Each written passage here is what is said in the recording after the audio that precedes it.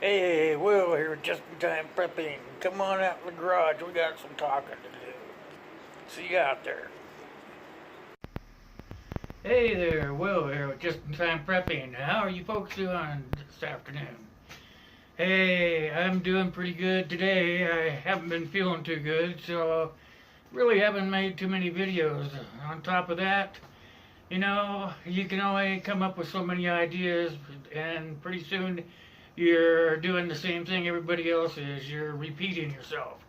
I don't like doing that. It kind of bugs me, so I kind of took a couple of days off, recuperated from whatever my lungs were doing to me, and I'm back now. So, what I want to do, sort of, today is talk about the financial collapse.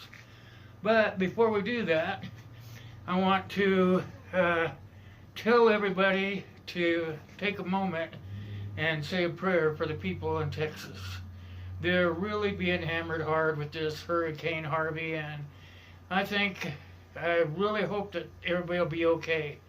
I noticed that they've already had a casualty, and I'm sure there's going to be more than that. So if everybody would just do me a favor and say a prayer for them, I'd really appreciate it. So let's go on to about the financial collapse. I have been talking to other preppers and whatnot, and we kind of got into kind of very loud discussion. Everybody thinks that when we have a financial collapse, they'll be able to still use their plastic cards, and tell you what, that is not going to happen.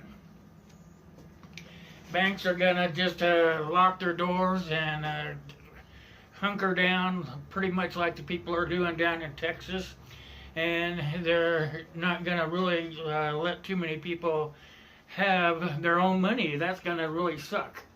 So, if you're like me and a lot of other preppers, you'll be putting away silver and gold. And I know, don't get mad at me, because I already went through this loud discussion before with some other people, but silver and gold probably going to save your ass, and you don't have to believe me, okay?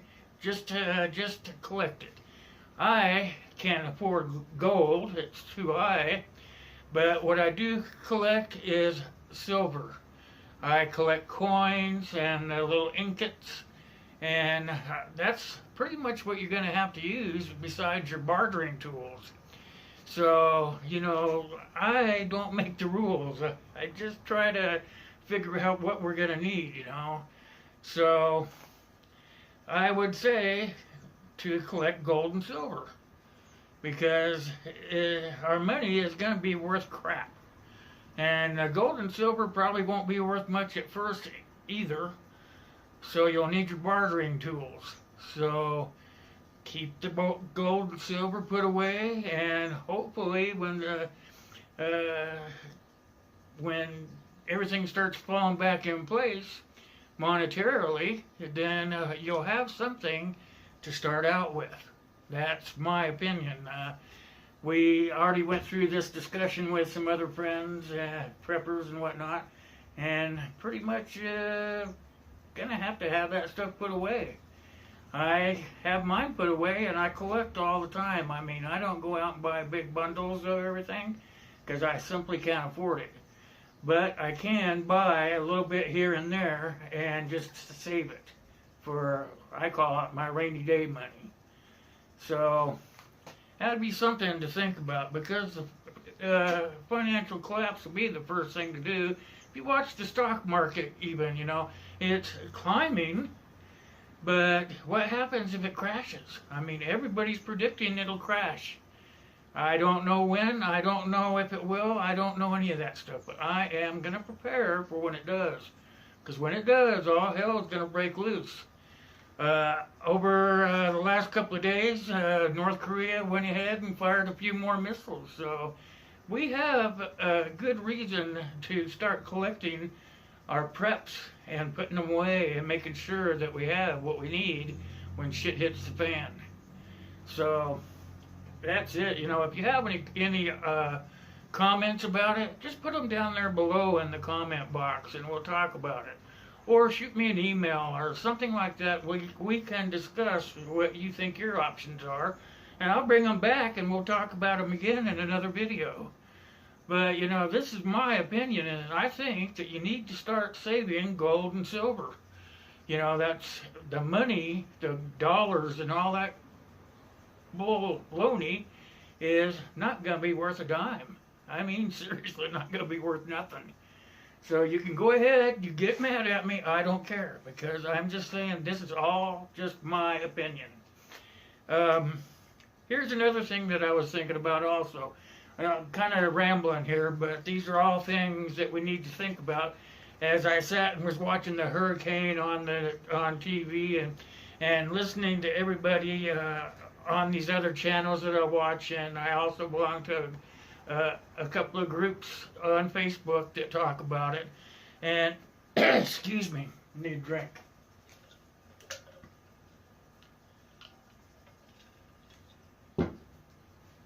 Everybody's talking. Excuse me. Everybody's talking about they're going to have their AR-15s and their, this one guy had some German gun I can't even pronounce the name of. But they all think that's going to save their pahooies when they go, and they think that they should be dressing like army guys, you know. What is with that? I mean, if you're going to dress in camos, if you're going to dress in army fatigues, why don't you just go ahead and put a giant target on your back? Because that's what you're doing. When you're dressing like that, you're telling people that you're ready to go to war with them. Why would you want to do that? I mean, it doesn't make any sense. You know, you guys all know I pack. And I pack where nobody knows, you know. I don't let people know what I'm doing.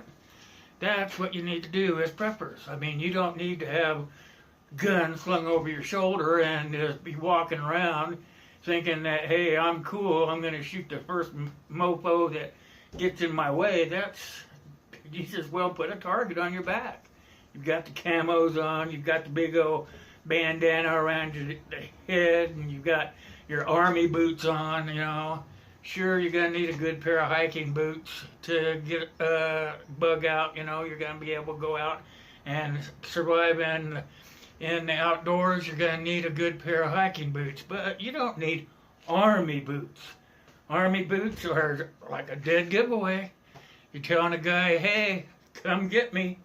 I'm packing, you know, bullshit. So this is it, you know. And here's part of another thing. Is when you are packing, what do you think you're going to do? Walk around with, just so you guys know, the gun is not loaded. I show it to you because a lot of people get irate. There. We're clear. Just so you know. I don't want you guys thinking we got a loaded gun laying around, okay? I took everything out when I came out to do the video, so what are you going to do? You're going to have the gun in your holster. I'm just going to hold it there because I know where the holster is. And you're going to have the gun, so you're going to be walking around like this with the gun in your hand, hoping that somebody comes up to you. No, don't want to do that. You're bringing attention to yourself. As you see, you know, I wear clothes and an inside the waistband holster so that I can not let everybody know what I'm doing. My suggestion is that's what everybody else should do. Sure, I'm not saying not to buy your AR because you may need it to shoot from your bug out location porch out to somebody out there trying to get your pigs or whatever.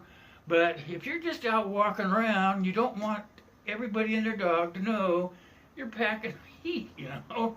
You're like giving yourself away. You're losing all your surprise, you know. So, you know, what do? You pull this up, you pull your gun out, you point the darn thing, and you're ready to fire. You don't walk around and you don't have a gun on you and not have one in the chamber. You always want to chamber it up so you're always ready to fire. So, you know, these are things you have to think about. You know, when the financial everything goes tits up, we're going to be having to think about things like this. So, see, as you can see, I'm not like telling you, hey, I've got a gun, let's play draw, you know. I am taking care of myself, and at the same time, I'm not letting the other guy know what I'm doing. Here's another thing. You know, I talk about martial law. I've got a video out on it.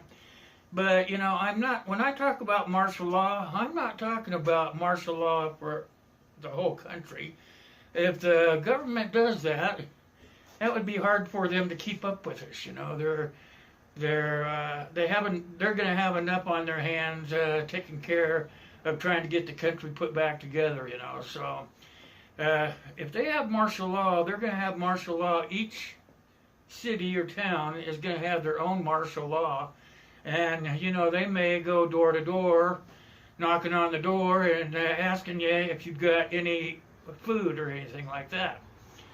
Well, you know what, you tell them no. I'm sorry you lied to them, you tell them no. Because if you tell them, yeah, I've got enough food for me and my family, they come in, they take your food, and what they do is they take it down, they put it in like a food bank scenario, and then they give people, it's like the gas shortage. Let's say the gas shortage, what they did out on the West Coast was they had odd and even days when you could get fuel. I think that they'll probably do the same thing with food. They'll gather up all the food, they'll put it in a big warehouse, and then they will have certain days where everybody can come down and stock up on food for them and their families. So my suggestion to you would be, excuse me, I really got a bug in my throat. Is just go ahead and play the game with them. You know, go down, get in line, get the food that they're handing out, and that way they don't think that you have anything. They think that you're going and you're getting your stuff and you're coming home, and they're not going to come knock on your door and take your stuff. But if you're playing the game that they have set up, then they're going to leave you alone pretty much because they don't think you have anything. We as preppers, we have to take care of what we have. It took us a long time to store all this stuff up for us to all make a plan. So you have to put it all together, you know. They say, okay, go get some food on this day. Go get in line. Please, go get in line, get your food. Don't tell them that you have food. Don't tell them that you're a prepper. Don't tell them anything. Just go get your food, go home, and that's it. Same with your guns. Don't tell them you got guns. As you see, I'm packing, but I don't show it off. Keep the firearms away from everybody. If you're going to be bugging out, take the guns with you. If they start knocking on doors, going door to door, what you need to do is you need to go to your bug out location. If you don't have a bug out location, you need to get one now. Find someplace that you can go in an extreme emergency. I plan on bugging out right here, and then when things get really tough, I'm going to put it in my Jeep, I'm going to go to my bug out location.